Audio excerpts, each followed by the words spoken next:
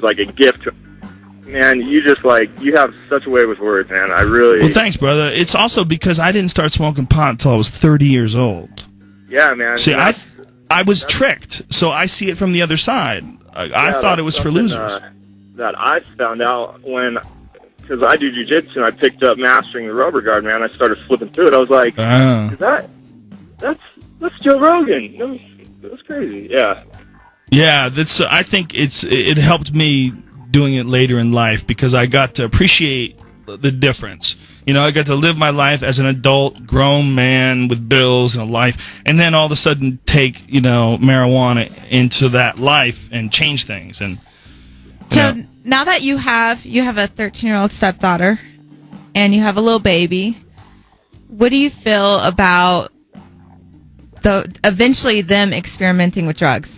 Well, what they need to know is what ones to do and what ones to avoid. I don't do anything that's addictive. I've never done cocaine. Like I said, I did ecstasy once, but I didn't like it. It was terrible. You didn't like it? I liked the feeling when I was on it, but after it was done, I couldn't read. Horrific. I couldn't read for a couple of days. I couldn't concentrate enough to read. And that was very disturbing because I would drink a cup of coffee. I'd say, well, I just need to wake up, take a shower, and then I still couldn't read. I was like, this is bad. I've done something to my head. Yeah, I don't it think messes that's good. so much with your serotonin levels. That is scary. Yeah, I'm not interested in that. I'm not interested in that. I'm interested in things that you can learn from or things that enhance life. And I think marijuana enhances life. And I think psychedelic drugs, if they're done correctly, if they're done properly in the right spirit of the thing, and you know the source of it, I think they can enlighten you. I think they're good for you. And I think the only reason why they're illegal is because they changed the culture so much. It was very scary, for the powers that be in the 1960s. I mean, our culture changed from what was the 1950s. You go from Happy Days, to the 1960s, which is like free love and Summer of '69 and Woodstock and all that chaos. I mean, that is a short period of time for a culture to drastically change, and a lot of it was LSD. That's what people don't realize. Marijuana and LSD changed this whole country for 10 years, and then they threw water on the fire.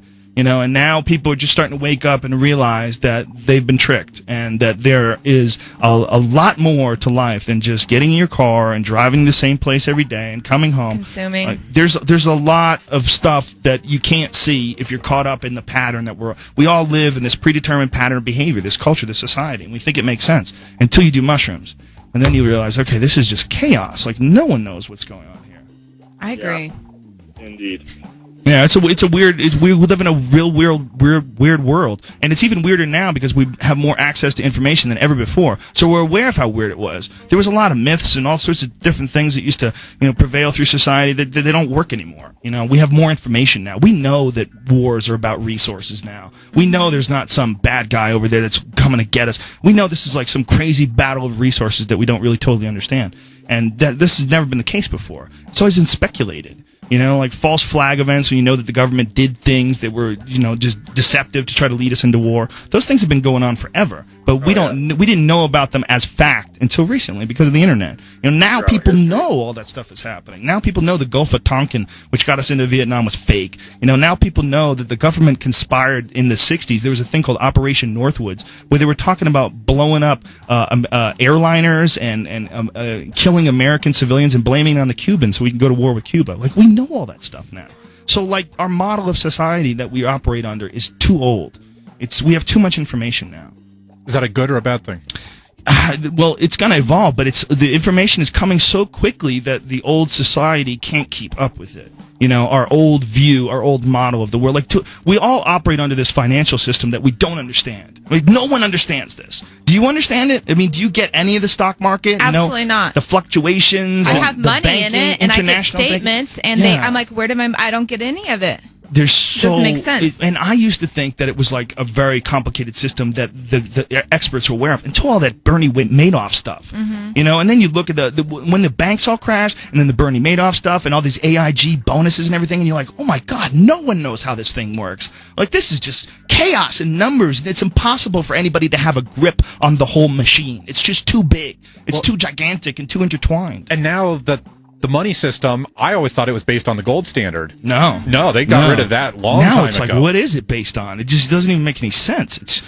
But it's better than the options. That's the other thing we're bitching about. Like, what are the options? What are the options? What do you want to live like you're living in Guatemala? What do you want to do? Go to society where we barter everything? Yeah, you want to throw darts at monkeys and trees and really. barbecue them? What do you want to do? I like my TiVo. I'm spoiled. We are very spoiled. I like Wendy's at 2 o'clock in the morning. You know what I'm saying? There's a lot of things about society that's good. Yeah. So it's like, man, this has created a lot of great things. It's just there's a lot of frustration that it's not perfect. But what are the options? You know? Hey, thanks for your call. You know, you go like Ron Paul style. Take care, brother. You know, you hear like, Ron Paul wants to like totally radically reshift the way the government works, get rid of the IRS, get rid of the CIA. Like I don't know if you can fix any of that. It's so big. It's too big. That's the thing is it's gotten so big. It's so big that no one can manage it. It's like cleaning New York City. Like, could you imagine? Where do you start? Yeah, like if someone gave you a mop and they put you on the end of New York City, they're ready to go. You would take 1 billion lifetimes. Yeah, it's impossible. Well, and the minute you clean up one spot and move on to the next, that spot starts to get dirty again. Yeah. So you just go, no, just pick up the trash. Let's not clean anything. I gotta sleep. I don't want to keep going. All right, we got some Rage Against the Machine on deck. Hell If you want to talk to Joe Rogan, give us a call, 713-ROCK, 713-ROLL-631-2WIN. KBPI. 106.7 KBPI, your show, BPI Mornings. Got Joe Rogan in studio all morning long. Well, for another half hour. That's all morning. Yeah, that is all morning. That's the end. Technically, around here, morning ends at 10. All right, let's go to the phone, see who we have on the line. KBPI, who's this? Bill. Bill, do you have a question for Joe? Yeah, Joe, hey, I didn't start smoking weed till I was 29. I got home from the war, and I thought I was lied to, too, about the whole thing of it, because when I started doing it, man, it calmed me down and made me feel good. And so since then, though, I have been thinking about the whole gateway thing and trying shrooms.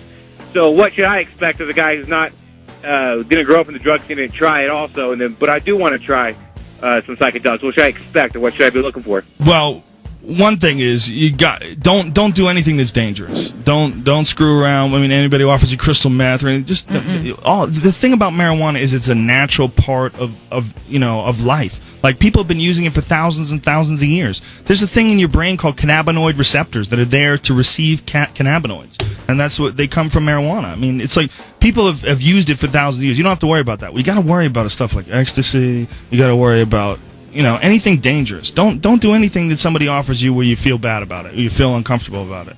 That's the thing. But the idea that it's a gateway drug, that's crazy, because it makes you more sensitive and more thoughtful. That, to me, would be the opposite of a gateway drug. Alcohol is the biggest gateway drug, because I don't know about you, but I get drunk. I don't give a F. I get crazy. I get a couple Jack and Cokes in me, and I don't care. I'm like, where's the strip club? Let's go. Yep. You just get nutty. And that's not pot. Pot's the opposite of that. Pot is I get paranoid. Oh, no, I don't want to talk to that person. I don't know who that person is. You get more sensitive. You want to just chill out and watch a good movie. So for those of us who want to try psychedelics, what should we do? Well, you got to realize, first of all, that because of our archaic laws, it's illegal. So you got to watch out for that. And, there's stuff that you can find if you can go picking mushrooms. You can go to the forest. I saw one near my house the other day. I'm pretty sure it was a psychedelic mushroom. But if it's not, it probably kills you. Yeah, be very careful. That's like one of the dumbest. These mushrooms are the trickiest bitches ever, because one of them will let you see God, and another one will torture your liver for the next 12 hours. You'll die a slow death. Careful with that. Yeah, they'll wring you out alive. And sometimes even the one that will let you see God can be a little scary. They're all scary. But that's a good psychedelic experience is supposed to be scary. If it's not scary, you didn't take enough. And that's really what it is. It's like you have to learn how to let go, and the only way to learn how to let go is to have the control taken away from you. And that's when you really learn how to give into the experience. And that's one of the reasons why people have bad trips. I mean, everybody has a different biochemistry, so everyone's body's going to react differently to all kinds of different things. But the reason why people have bad trips for the most part is that they try to control it. You're on this crazy ride, you're like, I'm gonna get my stuff together. Just roll with it. Yeah, you gotta just let it go. Somewhere safe. Learn from the experience. Man, that's deep. Thanks, bro. Take care, man. Don't be driving a vehicle. I'm telling them just let go, brother. I just have to say this, because if I don't, we're gonna get 100 emails of parents that are pissed off. We're not drugs condoning are bad. drug abuse. This is adults. If you are honest with your children about the drugs that aren't dangerous, they're much less likely to do the drugs that are dangerous. The problem is you lie to them about pot. You say that it makes your brain rot and fall out of your ears, and and they know that's not true, so they're not going to believe you about heroin.